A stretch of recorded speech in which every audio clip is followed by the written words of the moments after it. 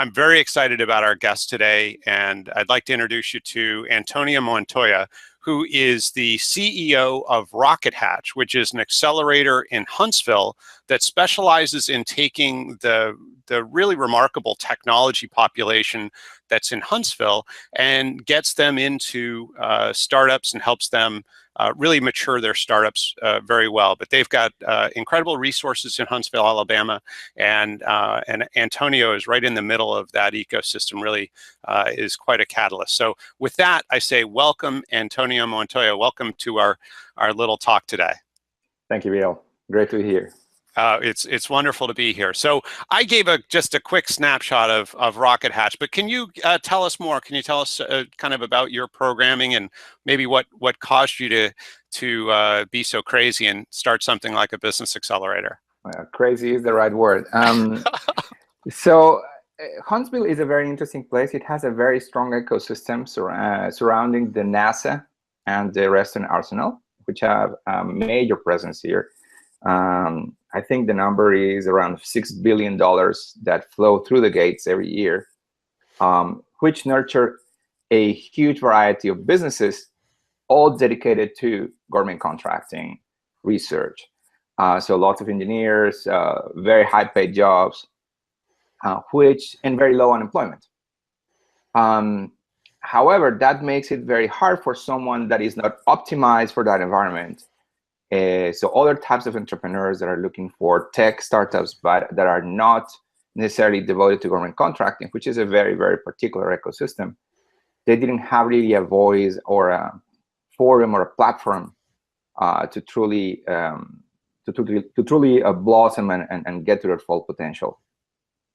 So what we tried to do with Rocket Hatch was basically take a bunch of conversations. I had been having with a lot of my friends here that were in that other space, and that we will live here, but we will work elsewhere.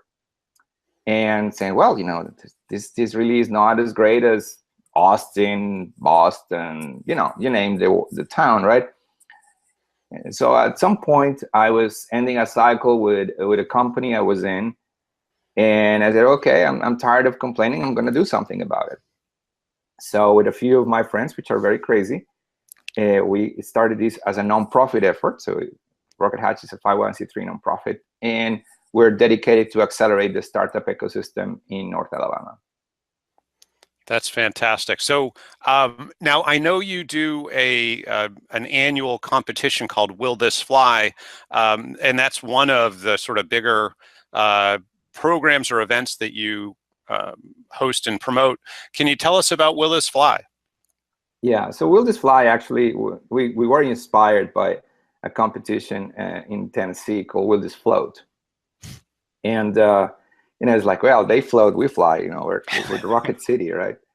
And I really loved the spirit of the competition. It was a playful display. But most importantly, I didn't think there was something like that in Huntsville. There were a lot of competitions that were about technology. What's the best technology, right? In a way, again, very focused towards this concept of research and development that is very ingrained here. But what is the best business model, right? And instead of bringing in academics and engineers to judge, bringing investors and entrepreneurs to judge. So we had been looking at how to do it. We started doing this thing a couple years ago, and our first event was incredibly a huge success. I mean, like, a lot of people came together. They really thought it was a great idea. We brought people from Tennessee. We brought people from all around the state. People from Georgia came over. And it became evident for us that one of the issues that we had that this competition helped solve is that we don't have enough density. We're not San Francisco. We're not Boston. So the startups that are, and there's quite a bit, they benefit a lot, or the entrepreneurs, I should say, when they come together in one place. And then they have the opportunity to bump into each other, bump into investors, etc. So that experience was really exciting. You know, again, the energy was great. Everybody was like super happy. But what was most interesting was that afterwards, months after that, I started getting all these conversations like, hey, Antonio, yeah, so what's going on? You know, you were at the competition. Yeah, yeah. And I met this guy who's now my lawyer, or I met this guy who's now my investor, or I got accepted to this accelerator program. So we discovered that the role for the competition was almost like a pre-accelerator, that we could put in contact the people that were coming to the competition with other people that were able to help them further down the line. So we team up with a lot of regional accelerators, investor groups that come to the competition, and then a lot of people come to the competition from all around the state to just get in front of those people. And the last time that we did it was earlier this year. And it was even better, even though, you know, the timing, you know, we could have probably chosen a better weekend than Mother's Day weekend. But, you know, it was actually pretty interesting, the amount of people that came and the quality of the startups and the entrepreneurs that participated. So let's talk a couple of numbers. So how many, this year, how many applicants did you have? How many people or ventures were in the finals? And then what was attendance like? How big was the audience? So actually it's interesting. It was similar than the first time. It was around 25 startups that submitted applications. We selected 15, 16 startups to participate. Yeah.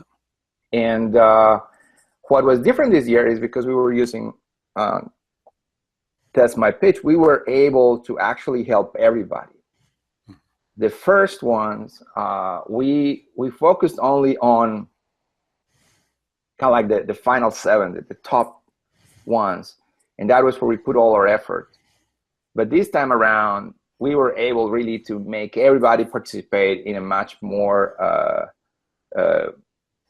you know, kind of like, I wouldn't say equitative, but we were able to give more exposure to everybody and to serve all of the competitors, not just the top 7.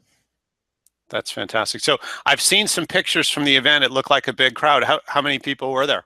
We had around 200 people. Oh, that's great, man. That's a huge audience and great exposure for the ecosystem and for the ventures and all that, I would guess. Yes, it was very good. It was fun. That's cool.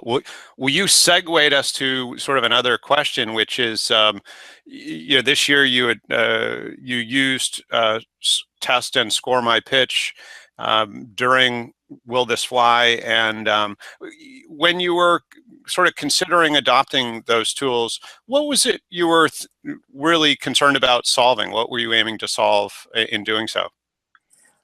Well, so here's the one thing that for us has always been a struggle, and it's interesting. One of the things that we said when we founded Rocket Hatch is that, again, this is a town that works a lot in top secret work, right? You know, people that work 9 to 5, you know, and then after that, you know, they really cannot mention what they talk. So the culture is very secretive, which doesn't lend too well to commercial startups. You know, you want that, you know, free exchange of ideas, and you want the collaboration and the opportunity for 2 people that have complementary concepts to come together and say, you know what, now we have something truly innovative.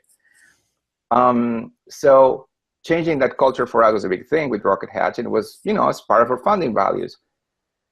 But then, you know, the pitch competition was always like, well, where does this fit exactly in that continuum?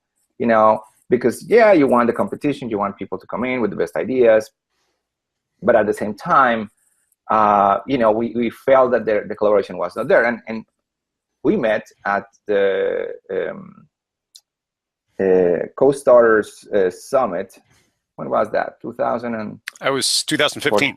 15, right? Yep. Okay, last year. And then you start talking about this concept of this collegiate environment, you know, for competition, and how you're using your platform so that everybody can share like their pitch, and people can, you know, provide feedback freely. And I'm like, that's what we were missing.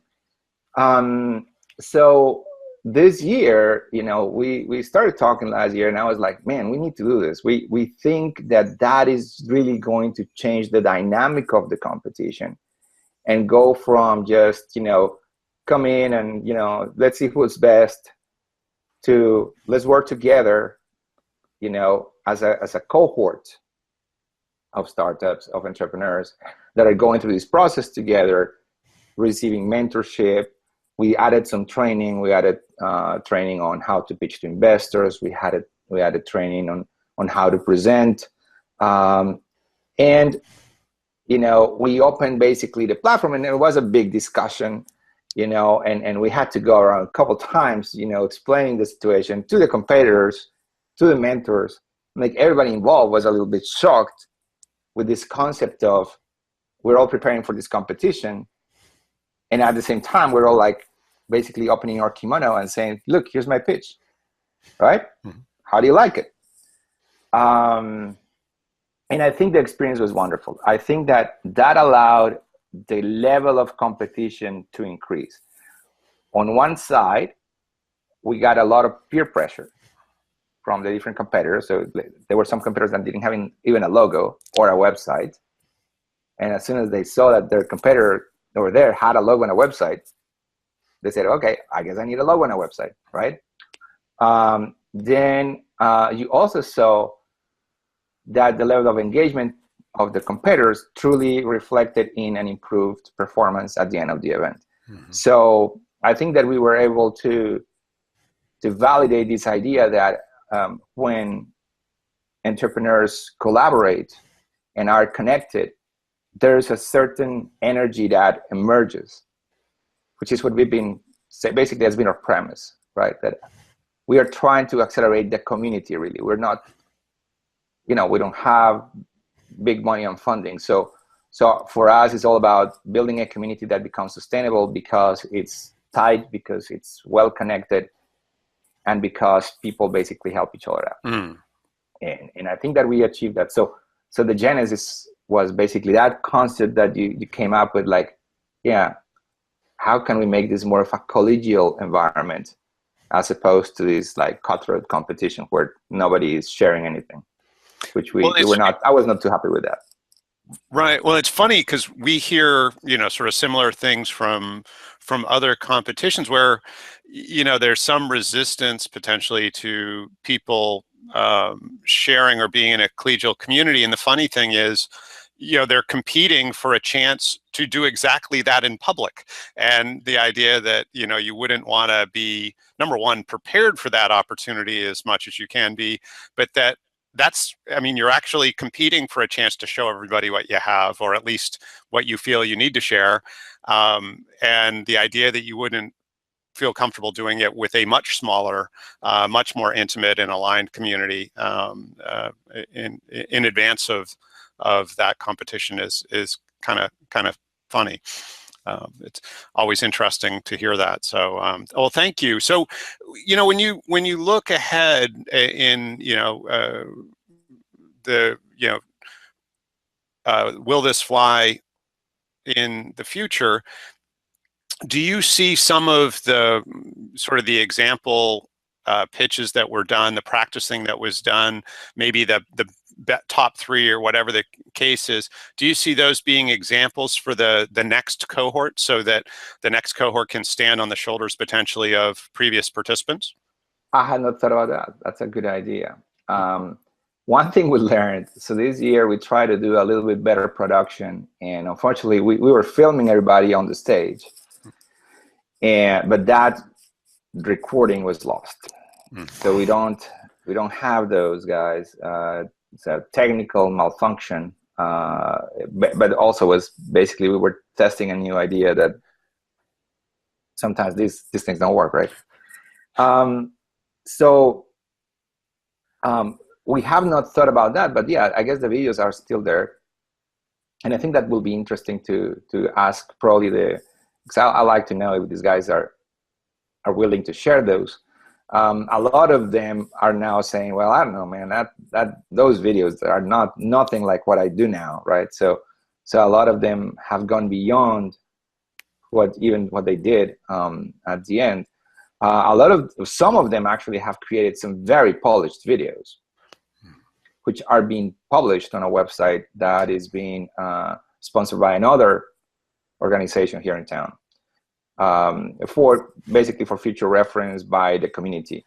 So that's a separate project that maybe we can piggyback on. And those videos are quite sophisticated. They actually have a full production, because the videos we were using were just shot just like this. Mm-hmm. Some are actually with a mobile phone, right? So they were not necessarily very polished. But yeah, I think that's a great idea. Sure. Well, and I guess it depends what you're looking for. Obviously, in the idea of preparing for a presentation, you're not really concerned about video quality. You just want to see the person and their slides, and to be able to give them, if there are slides, and to be able to give them feedback on both what they're saying and how they're saying it, versus something you might promote on a website, either for marketing or for raising capital or whatnot. It really kind of, I would imagine, different purposes. Yes, yes. So when you look ahead, are there any other big goals that you have for Will This Fly? Yeah. So our goal really is to expand on the model. So as I said in the beginning, we discovered that this was more about turning the competition into a pre-accelerator, which is basically where we seem to be moving. And to do that, what we want to add to the preparation time that we use Test My Pitch with is that we can actually add some additional training, some additional seminars. And what we really want to do is to open up that funnel.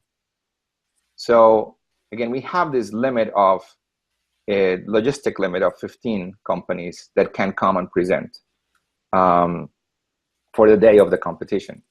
But I think that for the preparation period before the competition, we can actually oversubscribe and maybe have 25, 30 companies. And using a digital platform like Test My Pitch, we can serve all those companies and help them out. And maybe, just before the competition, decide which one of those 30 are the 15 that come to play.